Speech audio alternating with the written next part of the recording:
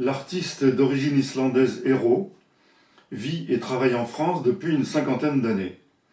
Actuellement, il est présent dans deux expositions collectives.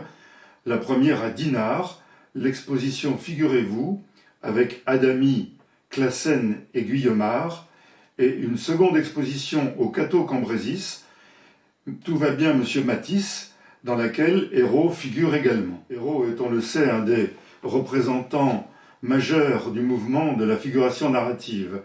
Depuis les années 60, son travail consiste à dévorer l'information, l'actualité, la documentation sous toutes ses formes pour les inclure dans ses tableaux. Dans le cadre de l'encyclopédie audiovisuelle de l'art contemporain, il m'avait expliqué à l'époque comment sa démarche s'était affirmée jusqu'à aujourd'hui.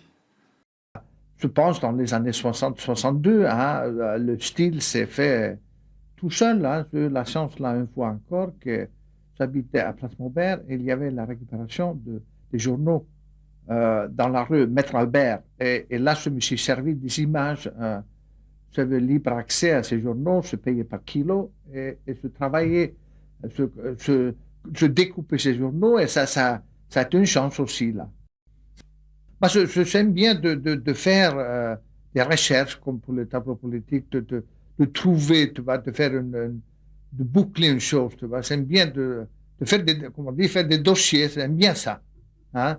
C'est vrai que j'ai besoin de faire, pour chaque série, j'ai besoin énormément de matériel, quelquefois, et l'amusement est quelquefois de chercher, d'aller à New York et chercher un matériel spécial pour. C'était fascinant à un moment de toutes les images de la dernière guerre, quand on utilisait le soldat comme mannequin, tu vois, pour les cigarettes, pour le Coca-Cola. Tu vois, le soldat était le mannequin pendant la guerre, tu vois, c'était la vedette. Je commençais à accumuler du matériel à New York, tu vois, de Live Magazine, de l'époque et tout ça. Cette série, je ne l'ai jamais fait. Alors là, ça m'a enflammé. Et c'est beaucoup de partir, c'est comme partir à la chasse. Ça se part et je sais où sont les magasins, plus ou moins, et passer les journées là-dedans et chercher une image comme celle-là, comme le soldat, le héros, mannequin. Le travail d'enquête vous Oui, plaît beaucoup. Ça me plaît beaucoup. Je sais que l'efficacité, ça joue sur le temps que je passe dans l'atelier.